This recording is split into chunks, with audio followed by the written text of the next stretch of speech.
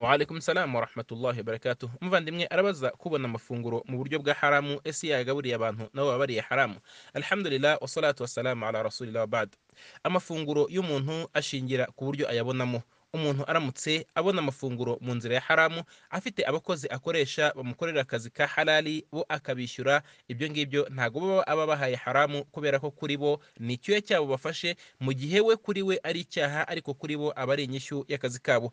Ni nk'uko nguko ayatanzemo isadaka, cyangwa se akayagaburiramo urugero inshuti cyangwa se umukene, kuri uwo nguwo ni impano cyangwa isadaka, hanyuma kuri we ni icyaha. Ibyo ngibyo ntago wa wundi uriye ya mafunguro byitwa ko nawe ariye haramu, keretse aramutse kuyarya ayo mafunguro ayariye bizamura wa wundi, hanyuma bikaba ari mu gufatanya mu kibi, icyo gihe nibwo aba atemerewe kuyarya, kubera kwirinda kwifatanya n'uyu nguyu mu kibi. Hanyuma ariko noneho by'umwihariko iyo ari ba bandi bo ashinzwe kwitaho, anashinzwe kubeshaho, nk'abana cyangwa se umufasha cyangwa umubyeyi, abangaba iyo bari mu nshingano ze mu kubafasha akabaha kuri aya mafunguro, ibingibi bimugiraho